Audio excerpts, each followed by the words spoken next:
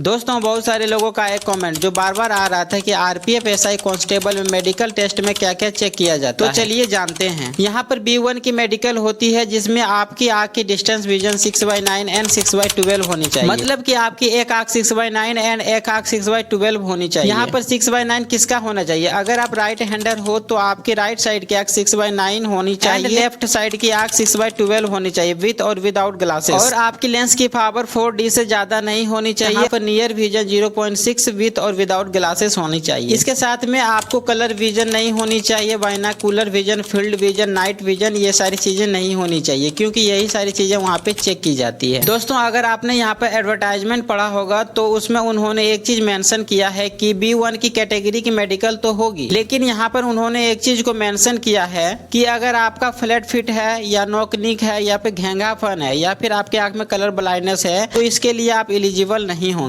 तो अब चलिए जानते हैं कि आई टेस्ट में क्या चेक होता है, क्योंकि ये बहुत सारे लोगों का क्वायरीज एंड क्वेश्चंस आते रहता है। तो आई टेस्ट में सबसे पहले आपका डिस्टेंस विजन चेक किया जाता है, जिसमें आपको कुछ इस तरह का लेटर दिखाकर पूछा जाता है, आपको वहाँ पे सही जवाब देना होता है। इसके बाद दूसरी में आपका नियर विजन चेक किया जाता है, जिसमें आपको एक बुक दिखाकर जिसमें छोटे से बड़े लेटर तक लिखे होते हैं, जिसमें आपको 16 इंच से 40 सेंटीमीटर की दूरी पर देखकर पढ़ना होता है। अगर आप सही पढ़ देते हो तो आप वहाँ पे पास हो जाओगे। इसके बाद आपकी तीसरी में जो टेस्ट किया जाता है वो होता है आपका कलर विजन, जहाँ पर ज्यादातर लोग फेल हो जाते हैं। ये थोड़ा सा हार्ड तो जरूर होता है बट वहाँ पे आपको घबराना नहीं है। जैसे कि यहाँ पर आपको कुछ चित्र दिख रहा होगा, सही से पढ़कर कमेंट में बताइए कि यहाँ पर क्या लिखा हुआ है। अगर आपने सही जवाब दे दिया तो समझ जाना कि आपके आंख में कलर ब्लाइंडनेस नहीं है और आपको बिल्कुल भी नहीं घबराना है। और इसके साथ में आपको कुछ स्टेप्स भी दिखाया जाता है जिसमें आपको हाथ से बताना होता है। इसके प्रैक्टिस के लिए आप इसकी बुक भी खरीद सकते हो, अमेजोन एंड फ्लिपकार्ट पे ये बुक अवेलेबल है। तो अब जानते हैं कि नाक, कान एंड दांत में क्या क्या चेक किया जाता है। दोस्तों जब भी आप अपना ईयर टेस्ट देने जाना तो आप अपना कान को जरूर एक बार साफ करवा लेना, जिसमें आपको वहाँ पे कोई प्रॉब्लम ना हो। अगर आपके कान बहते हैं या फिर आपके कान में सर्जरी हुआ है और अभी आप सही से सुन पा रहे हैं तो आपको कोई प्रॉब्लम नहीं आने वाली है। इसके बाद आपकी नोज की टेस्ट होती है, जिसमें आपके नाकों को देखते हैं कि आपके नाक में कोई हड्डी टूटी तो नहीं है या फिर नाक टेढ़ा मेढ़ा तो नहीं है या फिर कोई इन्फेक्शन वगैरह तो नहीं है। तो आप जब भी मेडिकल देने जाना तो उस टाइम अपने आप का बहुत ही ज्यादा ख्याल रखना। इसके बाद आपके दांतों को चेक किया जाता है, जिसमें बहुत सारे लोगों का कंफ्यूजन होता है कि दांत अगर पीले हैं या फिर दांत टूट गए हैं। तो देखिए दांतों को लेकर ज्यादा आपको कंफ्यूज तो नहीं होना है कि दांतों को लेकर आप अनफिट तो नहीं होंगे। पर अगर आप गुटखा खाते हैं या फिर तंबाकू के किसी भी प्रकार का सेवन करते हैं तो आपको वहाँ पे साफ करवा के जाना है अपने दांतों को। अगर आप ऐसा नहीं करते हैं और वहाँ पर आप पकड़े जाते हैं तो आपको बहुत सारी बातें सुननी भी पड़ेगी और इसके साथ में वो आपको अनफिट भी कर सकते हैं। इसके बाद आपके हैंड एंड लेग्स की चेक किए जाते हैं। सबसे पहले जानते हैं कि आपके हाथों में क्या चेक किया जाता है। आप यहाँ चित्र की मदद से देख पा रहे होंगे कि अगर आपका हाथ का एंगल सही है,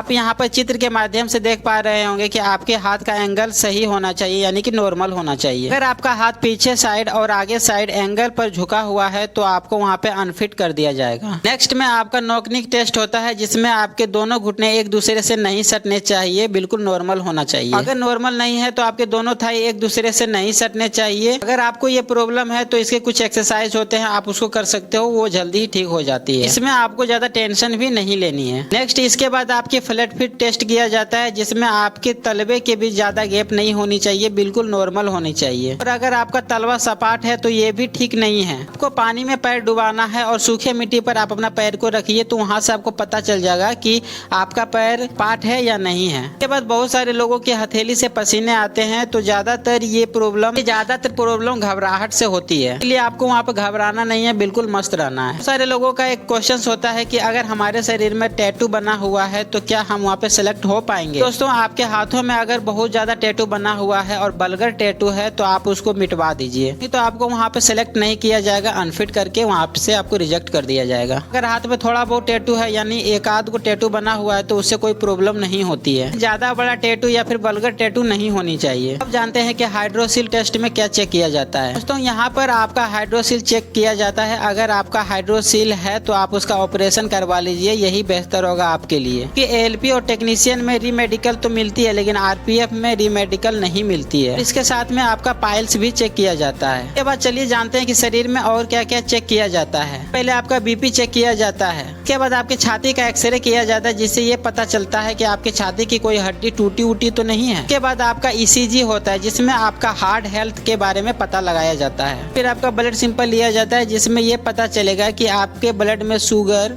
HIV, एड्स या किसी भी प्रकार का इन्फेक्शन तो नहीं है। तो ये था RPF SI कांस्टेबल के मेडिकल का पूरा डिटेल्स। होप आपको ये वीडियो अच्छी लगी होगी। अगर वीडियो अच्छी लगी है तो वीडियो को लाइक कर दीजिए, चैनल को सब्सक्राइब कर दीजिए। चलिए मिलते हैं अगली और किसी वीडियो में, तब तक के लिए जय हिंद।